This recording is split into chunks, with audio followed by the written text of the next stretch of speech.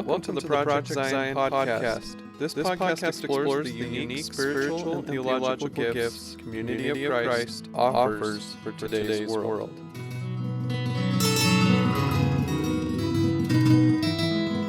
Welcome to Project Zion podcast.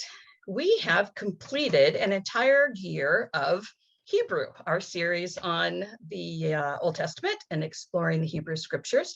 And today is our final episode for Hebrew, and it's actually a Shebrew episode, our second Shebrew episode. And we're looking at two books in the Old Testament that actually focus on women. The main characters in each book are women, and the books are named for those women. So we're going to look at them the same way that we have with the rest of our work here in Hebrew. We're going to delve into some explanation, some exploration, and then we're going to experience the text in ways that will help us better navigate what we're reading. So as always, our guides through the Old Testament or Hebrew scriptures are Tony and Charmaine Chvala-Smith, and I'm your host, Karin Peter. So first, hi, Tony and Charmaine. We haven't seen each other for over a month, so it's nice to see you. Nice to see you too, Karin. So we are looking at these two entire books, and it sounds like a lot for one episode, so we probably should dive right in. So are we starting with Ruth or are we starting with Esther? We're going to start with Ruth. Okay, that's my favorite. Yay. And I think our inclination is we'll do Ruth first, and then we'll come back and do Esther, right, Charmaine? That's what we talked about? We could, and we'll do that for the explain and explore parts, and then we'll put them both together for the experience part. And in the experience part, we're looking at specific passages and seeing how they might engage us. We'll do those together as our ending, if that works okay. All righty, that works for me. So let's get started. Okay, so we're going to start with the Book of Ruth, which is 4 chapters long. Our undergrad students always like biblical books that are 4 chapters long because your seminary students appreciate that too. Yes, I'm sure that they do. So what do we have in the Book of Ruth? We have an artfully constructed short story. There are likely historical elements in it, but there are a number of elements that suggest that we're in the realm of historical fiction as well. And one of those has to do with the names of the characters. So this book starts off with, it's a story about Elimelech, my God is king, Naomi, pleasant, and their 2 sons, weak and sickly. And that's what their names translate. Foreshadowing is what that is in literary discussion. I'm trying to imagine going through junior high being named sickly, but so weak and sickly are married to Moabite women. And this automatically kind of cues us in as readers, if we know anything else in the Hebrew Bible, that Israelites and Moabites did not get along very well. And so we kind of know that we're in the realm of a story that's constructed to teach a point. Good. And one thing I want to add into this, the context part, is that Naomi and Elimelech have moved from their home area around Bethlehem to Moab because of famines. And I think that's a really interesting thing to always remember in the stories from this area of the world, is that many things are run by the rainfalls or not. And so not unlike today, they have to migrate at times when there's a shortage of food because the rains are not coming when they are planned to come. And so Naomi and Elimelech have gone to Moab to try to survive. And there, their children, their 2 boys, become grown and become married to women from the area. So that's why they are married to Moabites. And well, Bethlehem is a real historical place. It's kind of funny how it fits into the story, because the Hebrew word Beit Lechem means something like house of bread, right? So there's a famine in Breadville. so that sends them across the river and over into Moabite territory. So that's how the story gets going. All right. Okay. And the story is easy to rehearse. The two sons have died. Weak and sickly, as we anticipate, have died. As has Elimelech. Has Elimelech. So what we have now is we have a widow with 2 widowed daughters who are aliens, right? So what's going to happen? Well, Naomi is going to go back home, because if you've got to be a widow in the ancient world, better to be a widow in your hometown than it is to be a widow and an expatriate somewhere. So as the story moves on, then Ruth, one of the Moabite daughters-in-law, chooses to go with Naomi back to Bethlehem, which then we have 2 vulnerable women, a widow and a refugee who belongs to a hated people. They come back home during a famine. So that's kind of how the story gets going. Good.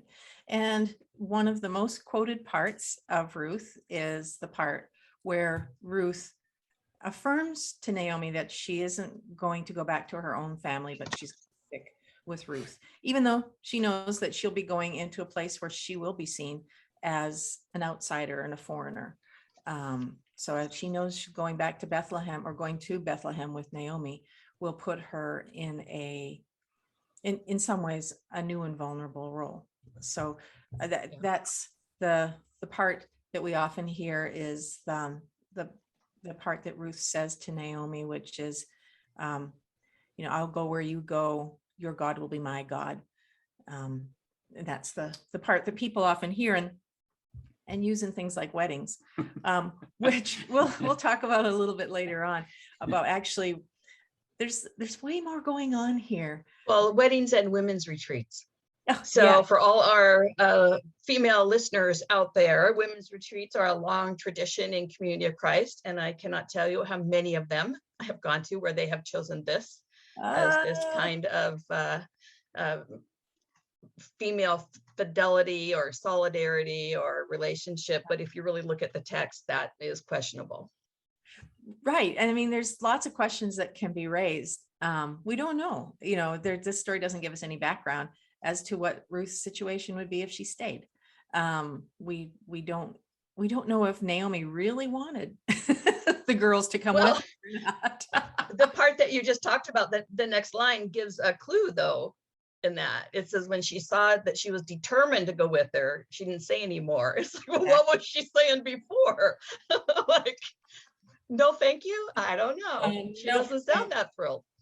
So there's lots of things that could be read between the lines, but I think this again is a great place to remind ourselves that this, though there may be historical details in it, is created as a short story. And so a short story typically has a goal, a moral, or a lesson to teach.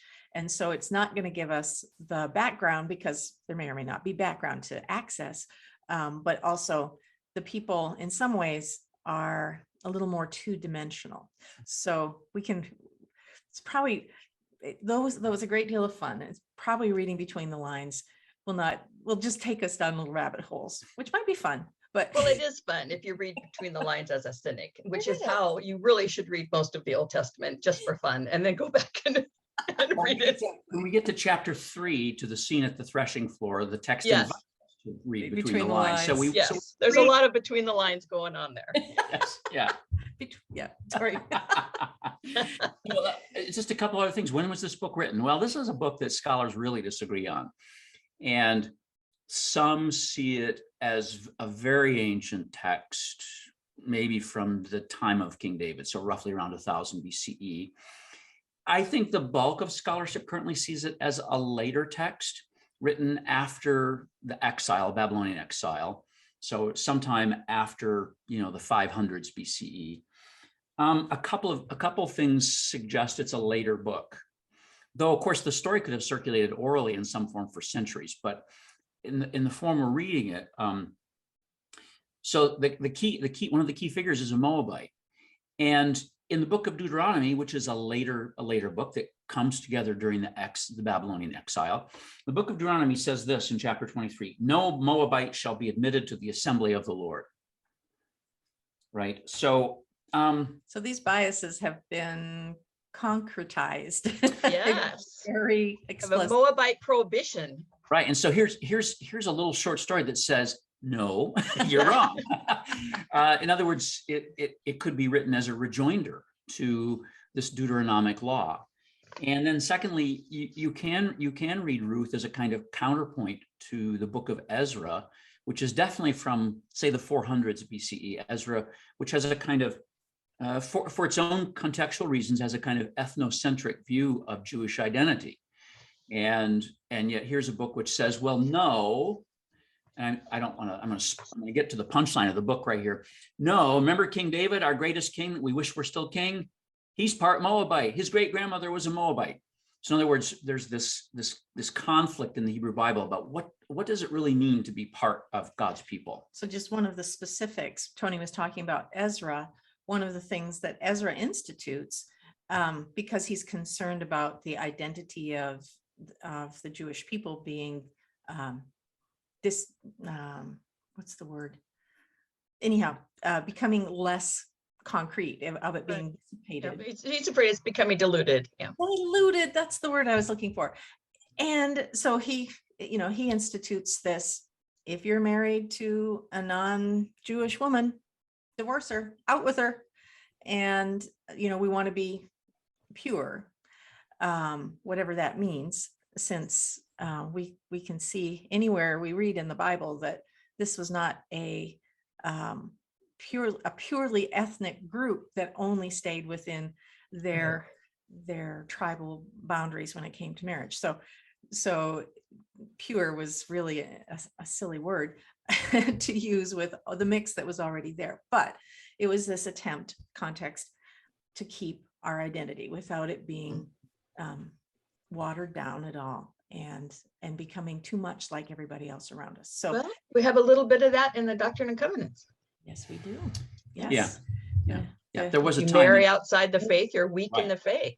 Exactly. You're unevenly yoked. Exactly. Yes. Here we have in parts of the Hebrew Bible, Tony, if you marry one of those Canadians, Yeah. you're going to start worshiping their Canadian gods. And Tony's like, yes, I really want to worship the Canadian gods. You could have Thanksgiving on October 1. So this is the story. This is the story of Ruth. And part of the story wants to show that Ruth, the Moabite, practices this greatest of all virtues in the Hebrew Bible, chesed, steadfast love. Though I don't think it's a good translation, because when we hear the word love, we usually think of feelings. And in the Hebrew Bible, chesed is way, way, way, way more than a feeling. It's an act. It's a willed act of loyalty at whatever cost to yourself. And so she's willing to do that. And so she follows Naomi back to Bethlehem, a refugee, a vulnerable widow. They have no children. There's no future for them except to try and survive. And so they arrive back for Naomi, new for the first time for Ruth, to Bethlehem. And yes, Naomi has family there. And we learn later in the story that her husband has some property there. She can only access it by selling it. So she can access those as resources only by selling it to a next of kin. So she's vulnerable because as a woman in that culture, she couldn't do a lot of bargaining.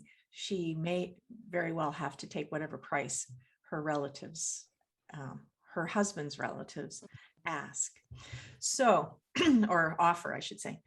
So we have Ruth now. Naomi's her only contact in this whole new world. And so she's looking to Naomi for instruction and guidance. But she takes the initiative, Ruth does, to say, I'm going to go and glean around the fields. So again, there's this very Jewish identity piece here where the law says to not harvest all the way to the edges and to let the poor come and glean in the fields. So she takes that on to go and glean, and she eventually ends up in Boaz's field. And Boaz happens to be a relative of Naomi, and he notices her and finds out from his harvesters her story and her dedication to Naomi. And he takes special care to make sure that she's not bothered by the men, the young men. i.e. Reed sexually harassed. Yes, he and he also says, go along with my women who are there, and the men have been told not to bother you. And he then instructs the harvesters to pull out some of the grain from the sheaves so that she will find them. And then he invites her, this foreigner, very poor person, to come and eat with them when they stop to eat for the day, and offers her the cooked barley and wine and bread. So I think that there's a whole bunch of themes that are woven in there, but the idea of hospitality is there, kindness, thoughtfulness, an awareness of and lifting up of this dedication that that Ruth has for her mother-in-law. So Coogan, one of the great current Old Testament scholars, says, this kind of work is historical fiction, but there's a historical dimension to it. This is not taking place in some mythical land. This actually places you in village life in the ancient Near East. This is actually from village life, right? And so, Boaz turns out to be kin, and now in Pretty this close kin, actually. And in this culture, here's the deal. You find this elsewhere in the Hebrew Bible.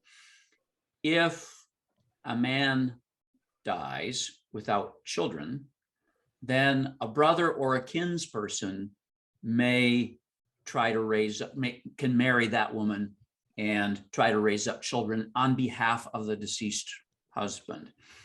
And so Naomi's, once it's clear that Boaz is interested, curious, attracted to, I don't know what, the story just lets you kind of figure out why is he taking such an interest in her?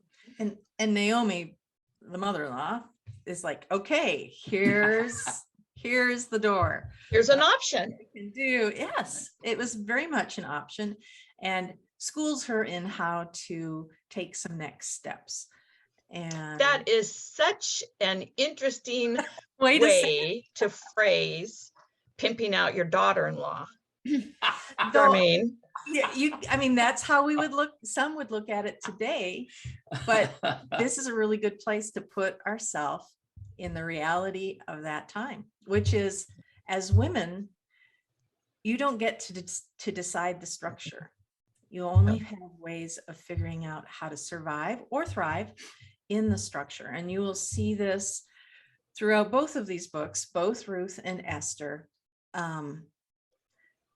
There isn't a condoning of the structure per se, but there is wisdom and manipulation and use of power, discovering and using your own power in the midst of this patriarchal society that wants to make sure you don't have any power. So I think that that's a really important point for our listeners to hear, Charmaine, because as people of faith today, we try to go back and look at these stories and whitewash anything that makes us uncomfortable, and sex makes us terribly uncomfortable. And so we try to take that out of the narrative in any way, or we try to ignore what's really happening here, which is women had to find a way to survive or become prostitutes or beggars. I mean, that's pretty much what the options were.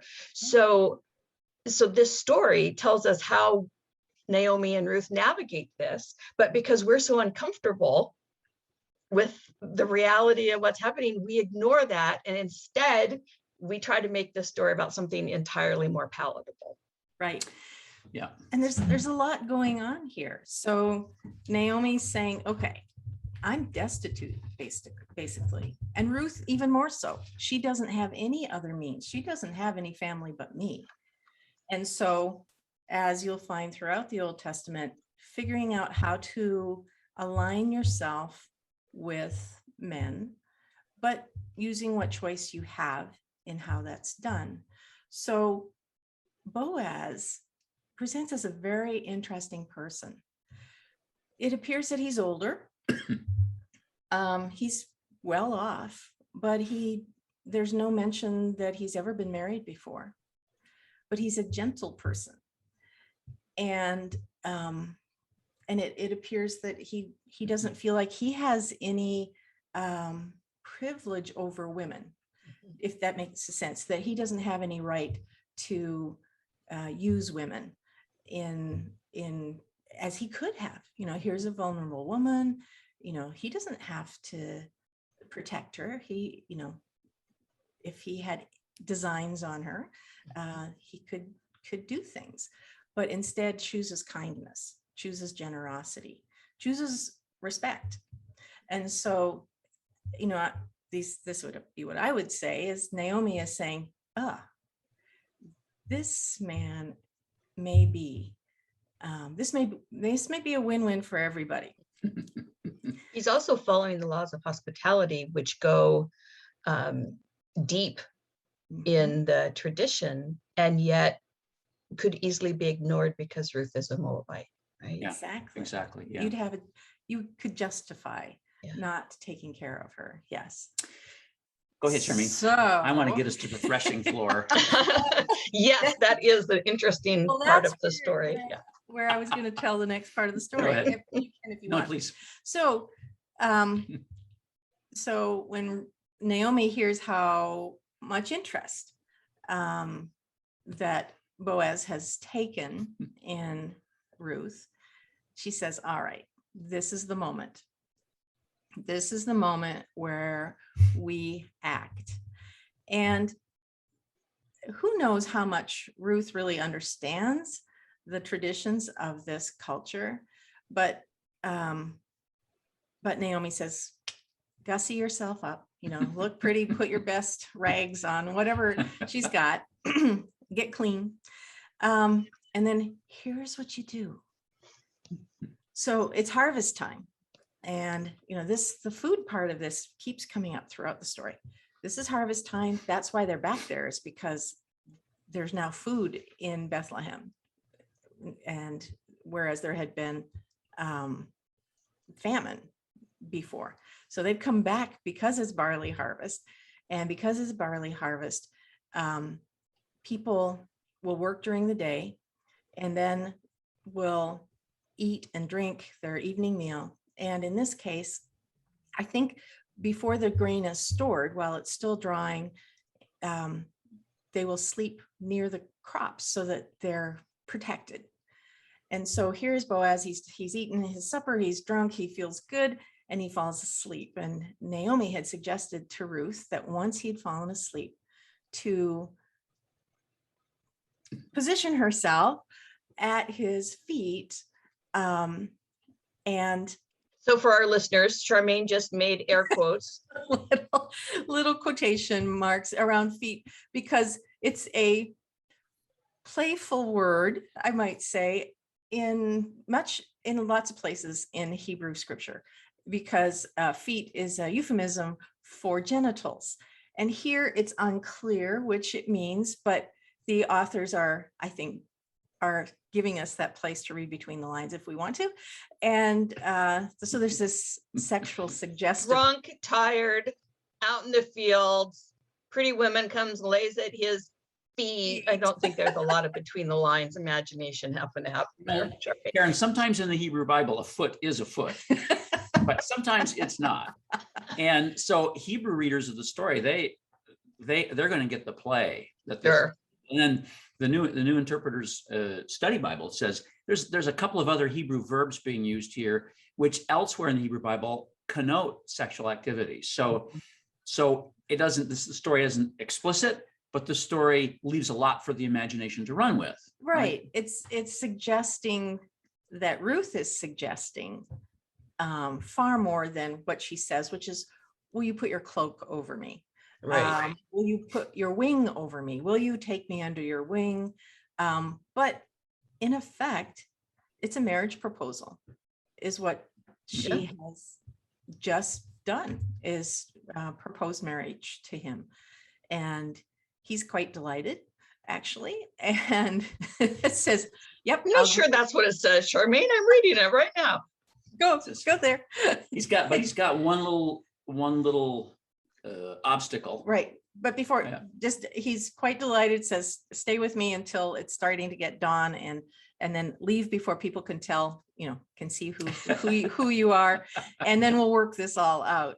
And Naomi, once Ruth gets home and tells Naomi, I can see Naomi, like clapping her hands and going, "Oh, good. Just wait to see what happens. He's going to take care of this today." Well, yeah, but her first thing is, how did it go? I mean, come on. When she got home, that's Naomi's first line. Tell me all about it. Yeah, exactly. And she's delighted because her plan has worked. And Boaz has said, he's acknowledged her proposal for marriage by saying, "I will do what you say," which is to go and find out. And this is interesting. He already knew he wasn't the next of kin. He knew who the next of kin was, who was in the way, who could choose to buy the land, Naomi's husband's land. He already knew. So I don't know if he'd been doing research or if it was just everybody knew who the next of kin would be, who would have option to buy that land.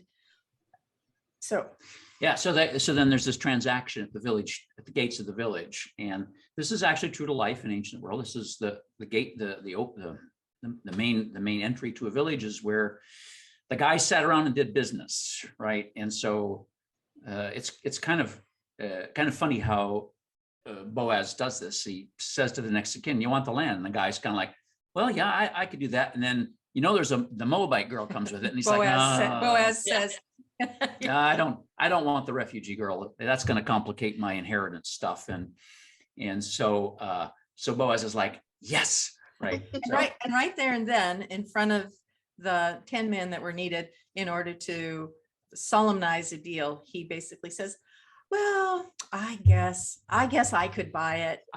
And I guess I'll take Ruth as my wife." So it's legal and it's done.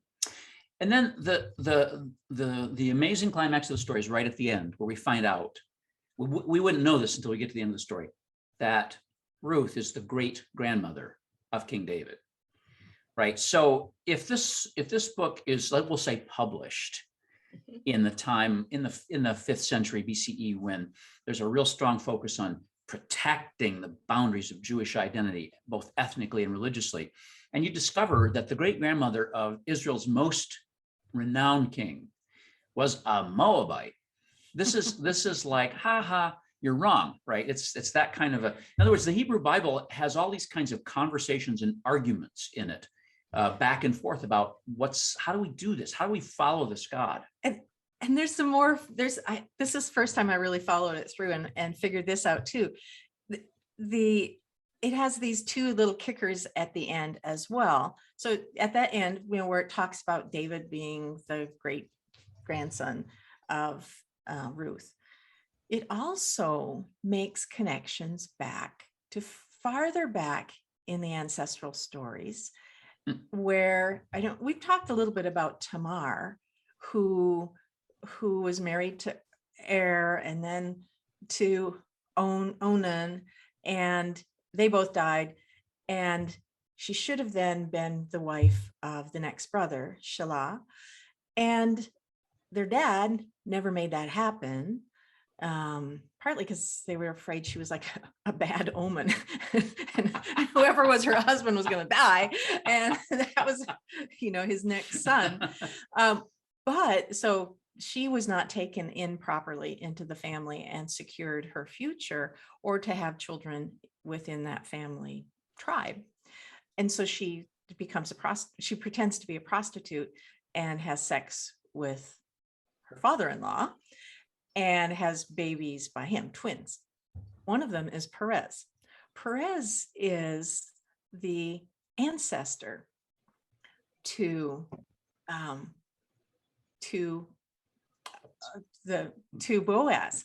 So through so it's like this story has a lot of sexual issues all the way through, and there's two mentions of it near the end of Ruth.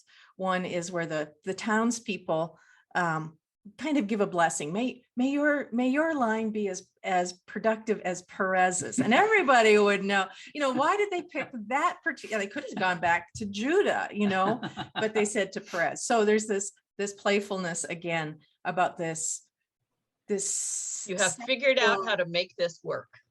Yeah. Right. And then there's this sexual uncertainty about the past as well. And it's possible that Tamar was also a Canaanite. So that again tags that whole story that, wait a minute, this is, this whole line that leads to David is anything but pure. And so it's kind of playful. And then again, Perez is the one who's mentioned as the primary ancestor, and then it comes on down to Boaz. So it's and then to David. So it's really fun to see all of these links into the bigger story of the Old Testament. So that's the Book of Ruth. And if we're following our pattern here, just to some exploration. So we'll do some exploration of Ruth, then we'll go back and pick up Esther. But Okay. so one of our problems with these stories is our tendency to repatriarchalize them and domesticate them, right? We turn Ruth and Naomi into models of whatever ideal womanhood is, when in fact, no, they are struggling to survive, and they're going to use whatever they can to survive in that cultural context. In spite of the patriarchal system. Or to spite the patriarchal system. And how amazing it is that here in the Hebrew Bible, we have a story in which two women really take an active role in creating a different future for themselves. Obviously, within the patriarchal construct of the time, they have no other options than that. But inside of the construct that they're stuck with, they choose to create a different future. And that's a really powerful thing in the Hebrew Bible. And it's not just a future for themselves, but it's for all of Judaism. There's now the possibility of a David. So it's fascinating. And then we'll comment on this when we get to the Book of Esther too, but it's similar in the Book of Ruth. Where is God in this book? Mm-hmm. Right? And so, elsewhere in the Hebrew Bible, we're used to God being an active presence in whether in the dreams of an Abraham or a Joseph, or active in bringing about the rise and fall of empires and the prophets here. Or more hands-on, like a pillar of fire or cloud, right? Very concrete, thunder and lightning on a mountain. Here in this story, God's presence is background presence, right? If you know other parts of the Hebrew Bible, you can apply the term providence here in the sense of God is using human decisions and working with human beings in a quiet, subtle way behind the scenes to do something. But that's not overt in this book at all. And it's not like God is micromanaging or marionetting. Yeah. But that whatever the choices are that people make, God is working with the outcomes of that to keep directing things as into a better future. If I use some classical theological terminology, in Christian theology, God is both transcendent and immanent. Transcendent meaning beyond and hidden, right? But immanent, present and active. And so this is the God of the Book of Ruth is a transcendent, behind the scenes God, not immediately present in anything. And so both dimensions of God are present in books of the Hebrew Bible. I think that's important. It's important for us as readers to know that you just can't find God behind every leaf that falls on the tree, right? And from a tree. And so, in other words, God's activity within the world is mostly hidden from us. And something really dawned on me just now, and that is that presence of God is most commonly understood in these books that have women's names on them, whether it be Ruth and Esther or Judith, that since they are not the people who have power in the culture, there's the sense that they're still assuming God's presence with them and that God can use what they do. And I think that's one of those strong messages that comes through is God is using these people who are way, way, way down, whichever patriarchal society you're looking at, whether it's the Hebrews or the Jews or the Babylonians or, later the Greeks, the Syrians, the Romans, women are always down at the bottom. And yet there's this sense that even those people at the bottom can count on God using their best actions and decisions if they're willing to let God do that. So I hadn't really thought about that, but it's another way of saying, even though women, aren't going to become queen or, over Jews and have real power, because Esther doesn't have real power Right. anyway. She's a beauty queen. She's not a real queen. Exactly. But that God is working even with those who do not have power, which I think is quite empowering and radical, but it's there throughout these stories. Because I kept asking myself, and I came up with some disturbing answers to why do we have these stories that are at least part fiction, if not wholly fiction, where women are the heroines, where in the history there are very few heroines, because women typically aren't given power. But these fictional stories that become very popular, so popular that they end up in their scriptures, why are women the heroines? And there's some, as I said, some disturbing possible answers that my cynical self can come up with, like almost all these women are provocative sexually in some way. And so it's like, oh, we have to have sex in a story, in a novel, if we want to sell it. So, there's that part, or that women's worth is determined by their beauty and their allure. You could go with that, but you can also go with this awareness that the author may be saying God is using anyone who is open to God's will in the world. So that's probably a good way to go. There's some other possible answers, but that was a good question: is why are these authors writing these novels or stories where women are the heroines, when in their history that's not possible in lots of ways. And interestingly, in these stories, God's activity, however hidden it is not determined by the structures, right? In other words, by who's king, right? There's how much money.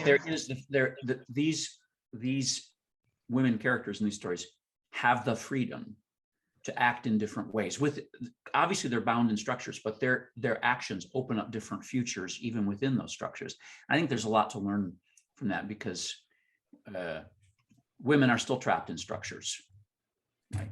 And structures often try to tell marginalized people, you're done, you can't act. We're controlling everything. And a story like the story of Ruth says, well, no, actually you don't.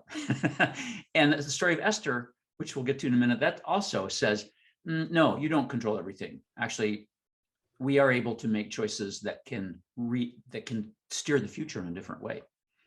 So I think that's quite important.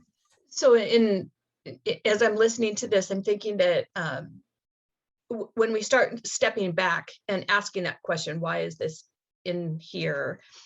We're talking about people, women, widows in this case, who are absolutely, as you said, without power. These are situations where it's critical to do what you've been telling us all along in our episodes, is look at the context. Because if you don't look at the context, you miss the absolute desperateness of the situation, and you miss how without power women were in this time period. And in doing that, in missing that contextual piece, you absolutely cannot understand the importance of including this story. That even the very least, in this sense, have a way to engage with God that makes that difference that brings hope. Even these people who have nothing to hope for, there's a way that God's participation brings hope in that, which is what happens at the end of Ruth. And we miss that if we don't delve into the context. And also from these stories, you can see something that people involved in all kinds of liberation movements learn eventually. That is, how to use the structures to subvert the structures. Mhm. That's a theme within Ruth. It's a theme within the Book of Esther. It's also a theme within the Book of Judith, which is in the deuterocanonical writings, but is a story we always have our undergrads read at the end of the semester of Old Testament, because it's this strong woman character who actually turns out to be really good with a sword. Well, I'm also wondering, Charmaine, if the reason that sex is the kind of underlying element in telling these stories is a way to get men to listen to the stories so that they would get the point of the stories. I mean, I don't know. That could very well be what's going on here. Right. Well, you take people where they are and draw them into the story. It works. Yeah. But, I think that what you're saying is really important, because it does show that in some ways these stories are a kind of revolution. They're planting the seeds of change. And that's what a revolution is, helping people to see the choices they can make. Sometimes there's life-threatening risks that come with it, but that there may be another way. And so they're fun. They're fun to go with there.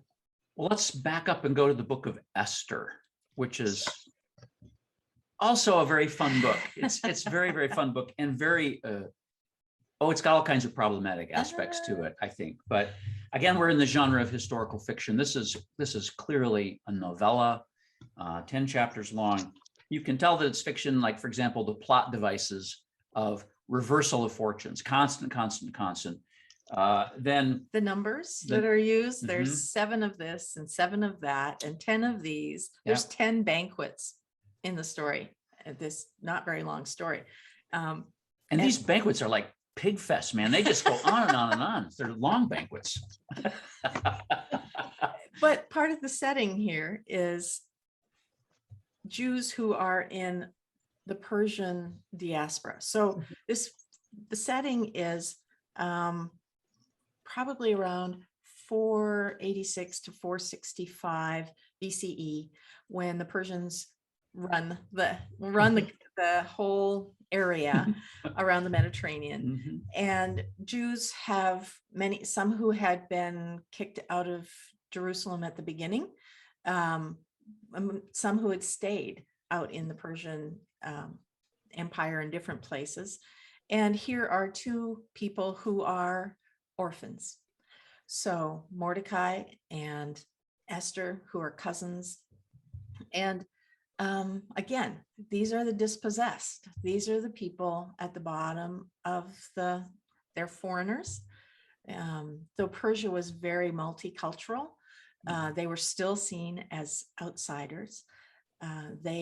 There's very little identifying with Judah or the temple or those aspects of Judaism, but they name themselves as Jews culturally, and it's insinuated spiritually as well, religiously, and because they do practice fasting and these kinds of practices that would be seen as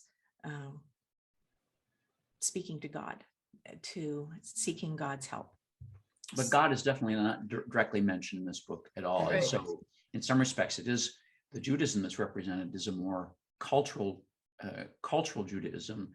It's not the Judaism definitely of Torah observance and of temple worship, and but definitely you can pick up strains of, for example, Mordecai gets, as the story gets going, Mordecai's go with the story. Mordecai's refusal to bow down to Haman, who's been made kind of second in command of the empire. His refusal to bow down and do obeisance before him ticks Haman off, but a Jewish reader understands why, right? He's not willing to worship a human being. And so they're not that cultural, it's not that just a cultural Judaism. It's also, there's other things that are deep in them as far as how they think about the world. It's just that Jewish piety is more in the background in the book than in the foreground. But it's understood contextually, and so we have to be willing to look at that. Right. So the story develops that the king, who has a bit of an ego problem, he wants to parade the queen Vashti around in her robes and crown and everything, and she says, "Not today," and he just takes terrible offense, and she's gone. And so then his managers, his counselors and others in power say, well, why don't you just go through the kingdom, all these different areas, and just pick out, some of the girls that are interesting to you. And so, because, you really deserve whatever it is you want. And so he does that. And Esther, who's quite a beauty, draws his attention and is brought into his harem. And basically, it's like, if you sleep with the king once and he's interested in you, you can stick around. Otherwise, but there's quite a long, there's a lot of young girls who are coming in that he's trying out, to be crass. That's the story. This is like crassness is my contribution to the discussion. Charmaine, I'm so proud of you. This is like the Miss Persian Empire beauty contest. Only that Donald Trump runs. That's what it is. I don't exactly. Only the judge gets to sleep with all of them. So okay. Yes. So Esther is part of this process. Again, there's a patriarchal system, and she could have chosen to not be seen, visible, but does, and Mordecai kind of makes sure that happens. And then Mordecai is there. He's outside the palace. He comes around. He's kind of trying to keep an eye on her. He's kind of like an uncle, older and trying to care for her. And in that process, he overhears a plot to kill the king. So he tells the king's folks that there's this plot, and it's stopped, and so the king is fine. And then Naaman, who Tony mentioned, or Haman, who Tony mentioned earlier, is plotting to make sure that he gets as much power as possible in the shadow of the king. And so he does this whole thing where people are supposed to give obeisance to him, bow down, acknowledge that he is superior to them. And Mordecai, who's outside the gates of the palace, Susa. In Susa, outside on the edge of Susa, actually, refuses to do so. And this really ticks Haman off. So Haman basically plans out a genocide against all Jews. We wish this were, in the storyline here, it's fiction. We wish it were just fiction, but it's not. That's not historical fiction at all. And so Haman, out of his rage and vengefulness, wants to just have all Jews killed. And so he manipulates a thing with the emperor to have it, to set up a day in which there's going to be an empire-wide pogrom against Jews. And so that's where the action starts getting very interesting in the book, where Haman, Uncle Haman lets Uncle Haman. Well, I'm sorry, Uncle Mordecai. Sorry, Uncle Mordecai lets Esther know what's going on and says to her, "Don't think you can hide. You're Jewish too." Right? And so basically saying, you have a choice here. Will you make it?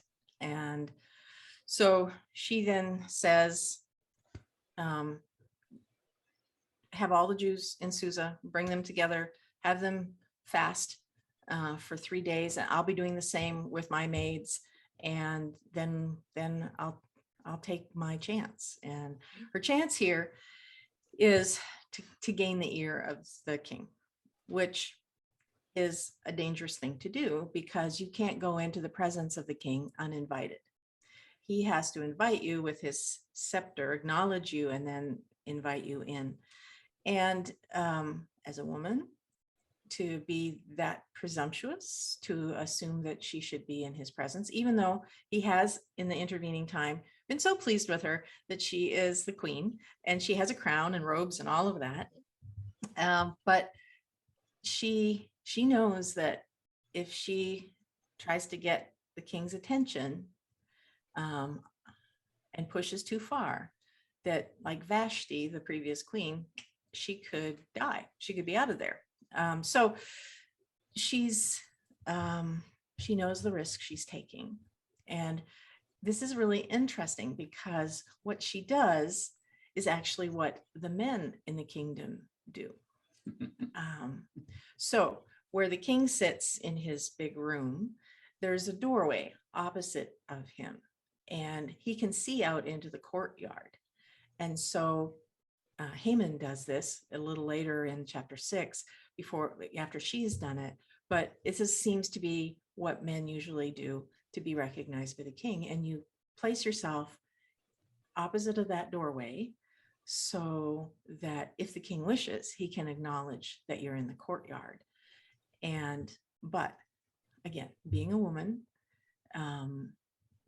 making any kind of demand on the king could be unhealthy. So this, as the commentator in the New Interpreter's Bible, Study Bible says, this is the first occasion in this book where a Jewish character takes on power, exercises power. So she gets dressed up in her robes, and with, all of who she is, she goes and stands to see whether or not the king will acknowledge her. Because here, this isn't just, will she be ignored by the king and told that she's nothing? There's also the personal part. Will she be ignored personally? And what that does to people when they are dismissed or invisible. And he acknowledges her, he recognizes her, and she comes into his presence, and he's saying, "Oh, it's so good to see you. What do you want? Half my kingdom. I could give you that." And she shows this wisdom, and she says, "Oh, I just wanted to invite you and Haman to a banquet. And so why don't you come?" And it's like, she must be a good cook, because he goes right to Haman and says, "Oh, quickly, let's go and to Esther's banquet." So they do that. And he again asks, "Well, what do you want?" And she said, "I want you to come back again tomorrow for another banquet. And then I will do as you say, and I will tell you what I want." So she's couching it all in, she's doing what he wants, which is he wants her to tell him what she wants. So she's kind of building on this sense that this is going to be his idea when she finally asks for it. And so then what is revealed is that at that next banquet is that Haman is trying to wipe out her people. And so that becomes revealed. And whereas as Haman had planned on getting rid of Mordecai, it ends up with the king getting rid of Haman. And Mordecai takes this role of being the second in command in the kingdom. And so then what happened subsequently in the story is that there's a reverse pogrom. The king gives permission to Jews to wipe out their enemies anywhere in the empire. So, there's a lot of violence in the story, obviously, but that whole theme of reversing of fortunes and of using what you've got, whatever that got is, using what you've got to make a difference for the security and welfare of your people it comes through very strongly in the story. It's so interesting. The name Esther, she has two names. Her Jewish name is Hadassah, but most of the story, she's called Esther, which is connected to the Babylonian goddess Ishtar, who is the goddess of sex and warfare for the Babylonians. And scholars will also point out there's also a related Persian word which means star, right? So it's not clear whether Esther is meant to be Ishtar or a star in the sky, or whether it's a combination of both, because these religious symbols tended to blend. But interestingly, while retaining her captivity name, Ishtar, she acts on behalf of her Jewish identity. And you see a similar theme in the book of Daniel, where Nebuchadnezzar renames Daniel and his three friends, gives them Babylonian names. But even with their Babylonian names, they also act on behalf of, they're faithful to their Jewish identity and faithful to their faith in the one God. So this seems to be a theme in some of this later Old Testament literature, that, you know, whatever the culture says you are, you get to be what you want to be. You get to be what you're called to be, regardless of what the culture calls you, right? So you might be called Ishtar, which everybody in Persian and Babylonian culture knows as a goddess, but you get to be Hadassah if you choose to be. So I think that's an important theme for us, that whatever one's culture tells you what you are, there is a freedom to say, no, I'm actually not that. I'll wear that, but I'm not that. So I think that's kind of an interesting theme in this book. Which would have been really important to Jews who were living in a place that was not part of their identity and culture. Yeah, absolutely. And where you might not have much control over that, but you do have control over what you will make of your identity.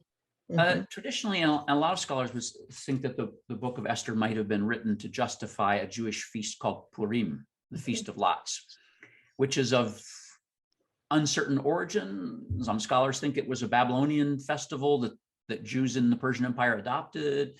But the lot, the casting of the lot, is an important feature in the story. That's what Haman casts a lot to decide what day on which to have his pogrom against Jews. But then, of course, this is all turned back on him. But Purim is an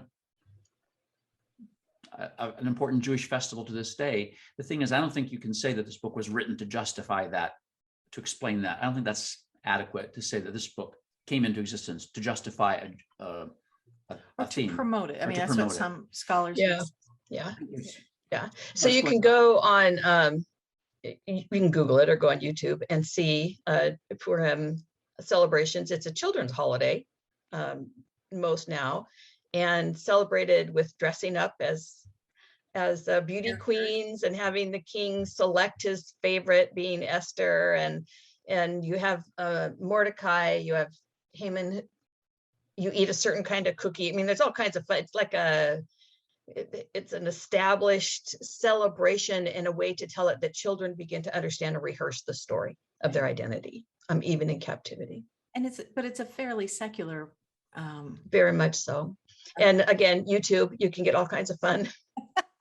Get all kinds of fun things to watch on that of Purim celebrations around the world. Yes. And all I was trying to say was that in relation to the Feast of Purim, I don't think you can simply reduce the book to being a story about that, though it's connected to it. It's kind of like an etiology. Why is it that we have the festival of Purim or Purim? And it's so, but it could be that, but it could also be that the story then promoted that idea. The story might have come first, and then the celebrating of that came after. Could be the other way around, but there's such a strong element in the story of acting within whatever situation you find yourself to protect and preserve the identity of your people. That certainly was not outside of the purview of the author of the story, right? So in other words, the author had multiple motives for writing the story. And if we look at these two books together, we begin to see some kinds of messages that come through them both. One is, wherever you find yourself, whether you're on the inside, like Esther, or on the outside, like Ruth, whether you're comfortable, like Esther got there, or destitute, like Ruth, hang on to loyalty. If you're under patriarchy, and who isn't, use it to your benefit. And, you notice in the stories, the men are kind of quite driven by their ego needs. And so it's quite easy to manage them in both of these. So it doesn't have a really high view of how it shows that there's plenty of room to work within patriarchy, because it's not a foolproof, obviously, organization. Another message is claim your allegiances boldly. Esther approaching the king for the sake of her people. Ruth accepting Naomi's God and family, and choosing to separate herself from her own world. Both tell stories of women who make a space for themselves in an unpredictable and unfriendly world. But even their faithfulness, and in both of these books, it's hard to tell, is that faithfulness to family, to tribe, or to God, or maybe all three. But it creates a space for something else to happen.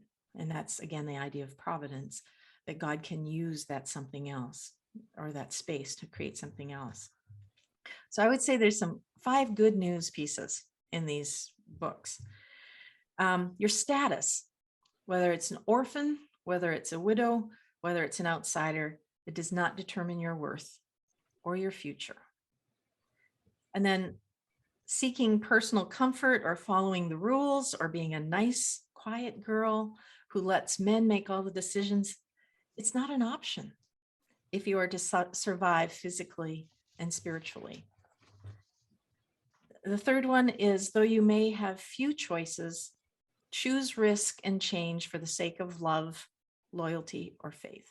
So you can do this. And fourth, be who you are.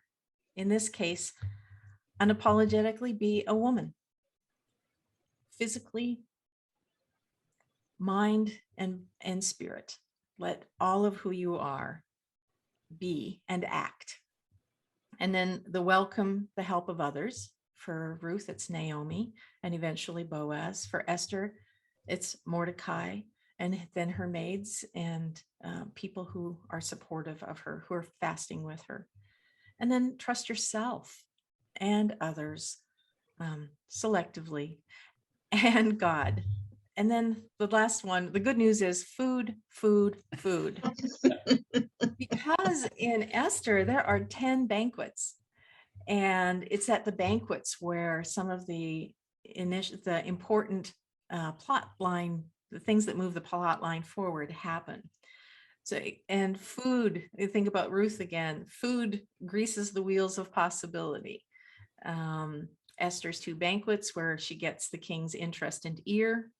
The food is what drives Naomi and Ruth back to Bethlehem, but it's also Ruth's gathering grain, and Boaz is giving food, and caring as a sign of caring, and sending grain back with her.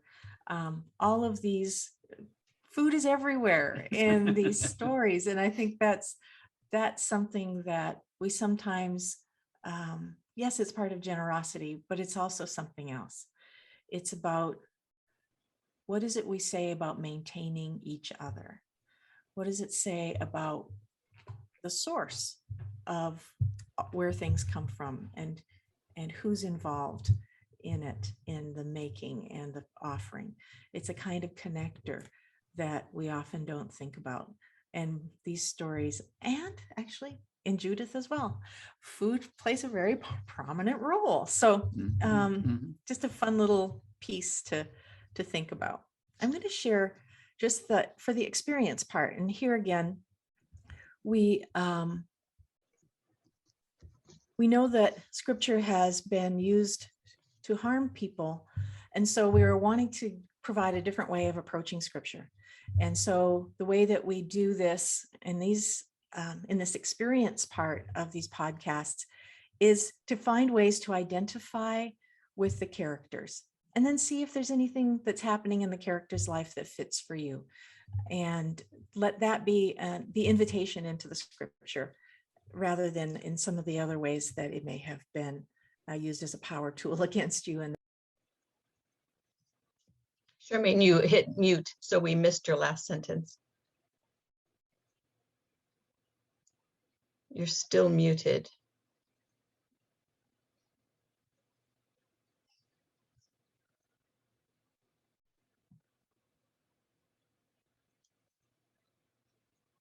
there we go. All right. Thank you for telling me that. Yeah. I was moving the box around so I could read the scripture. There we go. So, so this passage from Ruth, this is that place that I was mentioning earlier. This is where she's trying to go back to Bethlehem and spare her daughters-in-law. And she says, no, my daughters, it has been far more bitter for me than for you, because the hand of the Lord has turned against me. So we get the sense that part of what she's saying is, go back to your families. Hanging around with me is only going to get you more sorrow, because my God's turned against me. And that would have been part of the theology of the day, is that if bad things are happening, it's because you did something wrong. And so they wept aloud again, the three of them. And Orpah kissed her mother-in-law, but Ruth clung to her. So she said, meaning Naomi, see, your sister-in-law has gone back to her people and to her gods. Return after your sister-in-law. But Ruth said, do not press me to leave you or to turn back from you. Where you go, I will go. And so we see again that this is love, this is choice. And it says, where you lodge, I will lodge. Your people shall be my people, and your God, my God. So where I would like us to go is to think about who in your life have you hung on to or stayed connected to, even though they or others were convinced that God had rejected them or turned against them. Who have you hung on to? Who is convinced that God has no room for them and that God may even be punishing them? And then think about, how did this change their circumstances? And how did it affect your connection with God?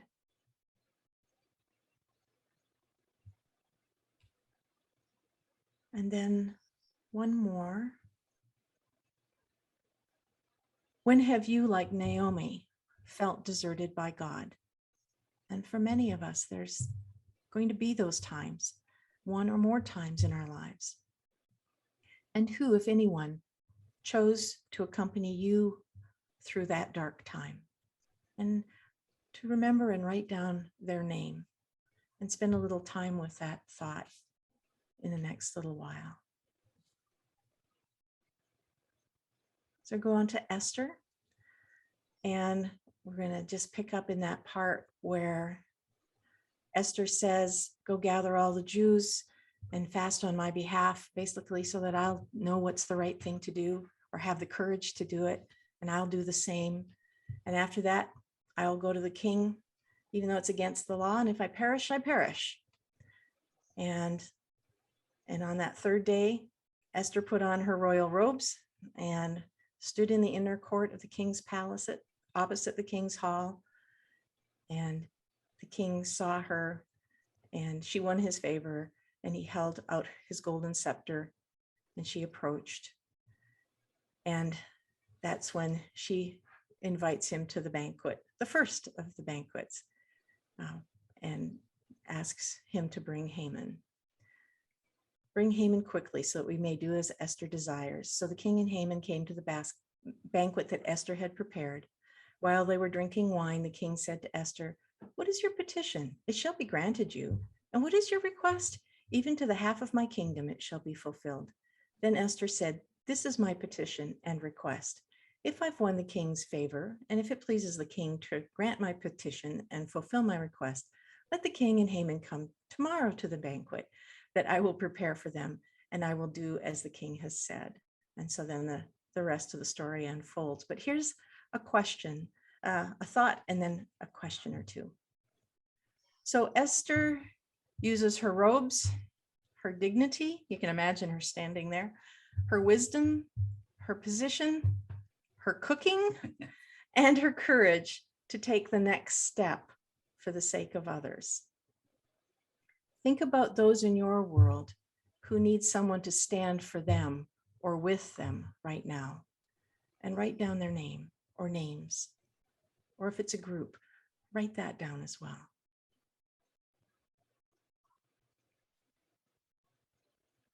And then consider which of the gifts or tools Esther employed are also available to you. Which will you use to save those you know need your help?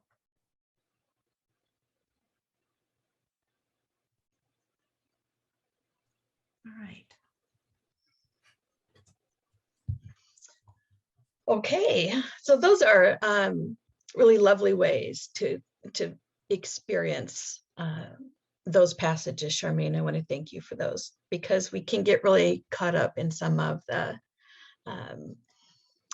detail of the stories, and it's good to step back and look at how they can inform and affect us in our discipleship, particularly as women, and maybe even more so as men who sometimes forget the reality of the powerlessness of women, even in our age now. Yeah, important, really important. So having looked at these as our second Hebrew, do you have any last thoughts or comments you want to share about these texts before we go? I have a couple thoughts about these texts. Sure. One is that hope is a verb, it's not a feeling, right? And hope is acting for a new future, regardless of what you think you've got or don't have. And that's clear in both of these texts. And there's another thing that struck me, is, especially as I was thinking about the book of Esther.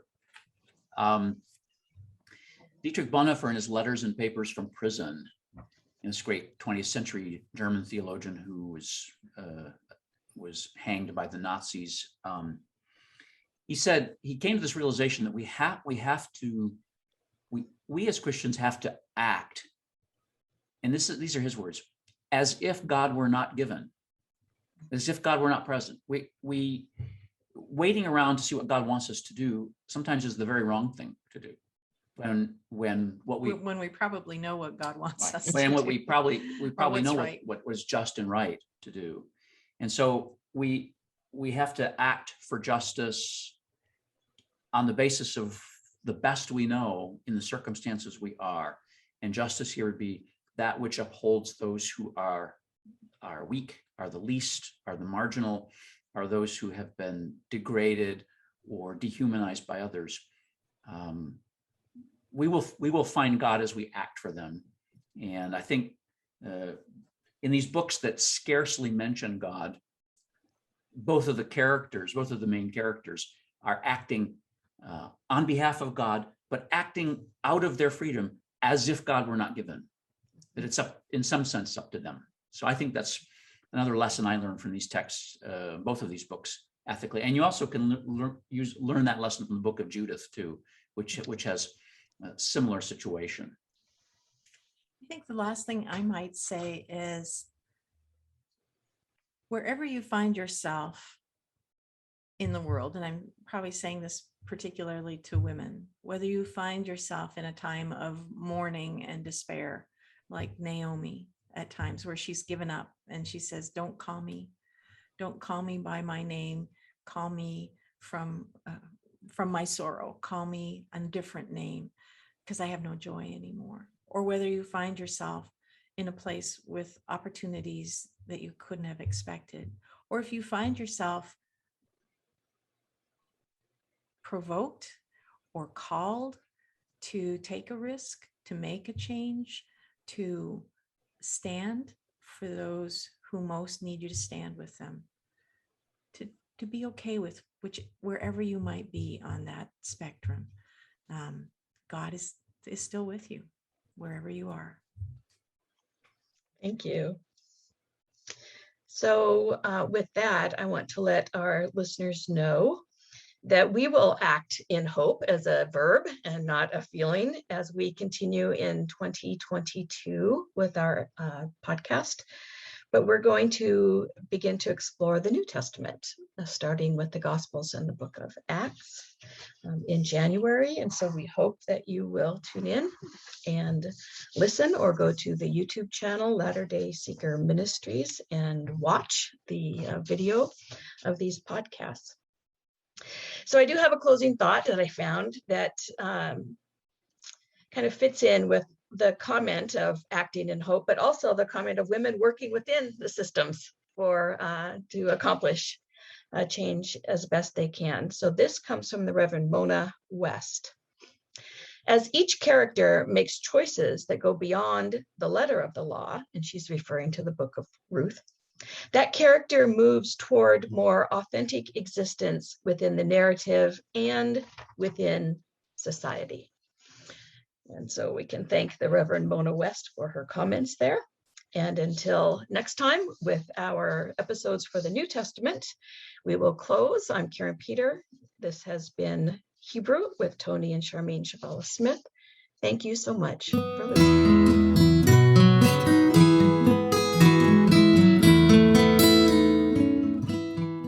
Thanks for listening to Project Zion Podcast. Subscribe to our podcast on Apple Podcast, Stitcher, or whatever podcast streaming service you use, and while you are there, give us a 5-star rating. Project Zion Podcast is sponsored by Latter-day Seeker Ministries of Community of Christ. The views and opinions expressed in this episode are of those speaking and do not necessarily reflect the official policy or position of Latter-day Seeker Ministries or Community of Christ. The music has been graciously provided by Dave Hines.